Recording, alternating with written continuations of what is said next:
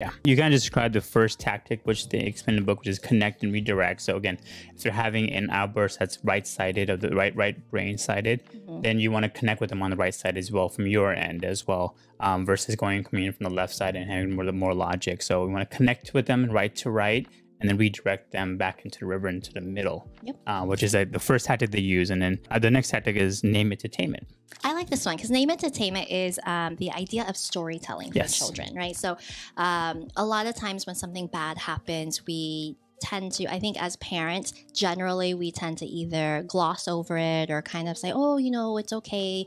Like say, let's, for example, your child fell, right? A lot of times before I would say, oh, you fell, it's okay. You're fine. Be careful next time. Just get up. You're good. Right. And as a parent, you think that's good. You think you're teaching them to like toughen up and be okay and not cry about it and just move on.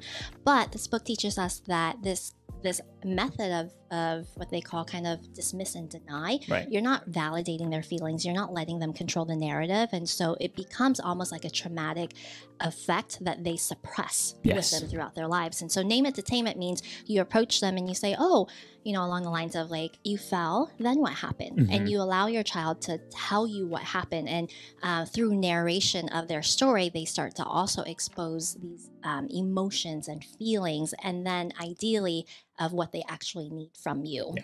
The next tactic they have after that is engage, don't enrage, which is essentially the upstairs brain, where you want to make sure you're engaging with your kids rather than just saying triggering words that will instantly kind of get them upset, which is like, I said so because I said so. Yep. And I know I said that a lot of times.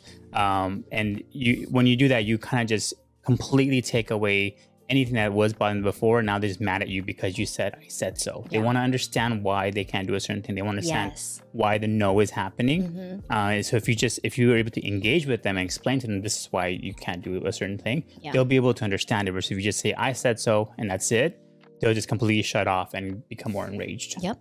The next one is use it or lose it. And this is the idea that your muscle is a brain. Or your brain is a muscle, excuse me, guys.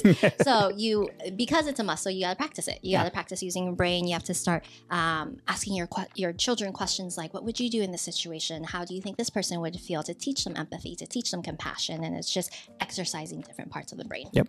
And after they have move it or lose it, which essentially just, when they're in a high stress situation, just get them working, work out with them, do some yoga, do some breathing exercises, or just go for a walk, just something that can help get their mind off certain things that is traumatizing. And I do this with my daughter a lot, where I would, before we do homework, which is sometimes for her really stressful, I'll just say, hey, let's just do a quick yoga session together, and we'll just work on it together. And that way it kind of gets her mind off of things. And after that, she's much more willing to do her homework, because we just had that, burst of energy just spent out. It works for adults, right? Like we exercise. We know that exercise leads to endorphins releasing and feeling good and the happy hormones.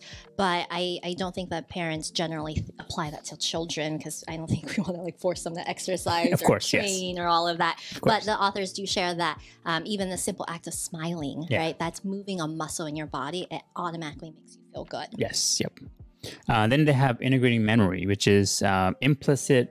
Make the implicit explicit. What's that? So make your implicit, your internal feelings and thoughts explicit. So bring them to the surface, talk about them, identify them. And this is very similar to the one before, but it really helps prevent the concept of suppressed trauma. Yeah, like one of the tactics they say is use the remote of the mind. So essentially meaning that when a traumatic event happens, you kind of have your child recreate what happened. And if there is something that, that they don't want to talk about, you just, okay, let's just fast forward through that. Yes. But then you slowly come back to that traumatic part until they are able to talk through it.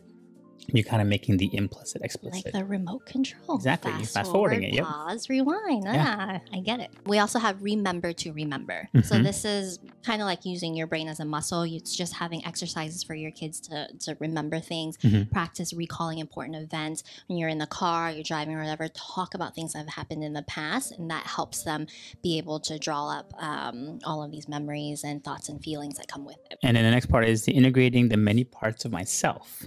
So this is the wheel of awareness. What's the wheel of awareness? Okay, so the wheel of awareness is kind of like a the ability to control. So it Yes. helps your children identify where they want to focus their attention, and then they can gain more control of over how they feel about a certain situation, about a certain instance that they're going through. Yeah. One of the things I liked in this one is the SIFT method, which is, helping the kids pay attention to the situations, the images, feelings, and thoughts within them, which I think helps. And then that's why I like about the book a lot, is that it's not just about helping kids with tantrums and understanding the kids and trying to control how they feel and calm them down. It's also about creating good humans and trying to make them much more self-aware about themselves. And this is the part of the book that I got interested in, because I was like, oh, okay, so this is not just a parenting book on controlling them and trying to help them get calmed down and stuff like that. It's more about like, okay, let's just build from here. Now that they're able to control their emotions,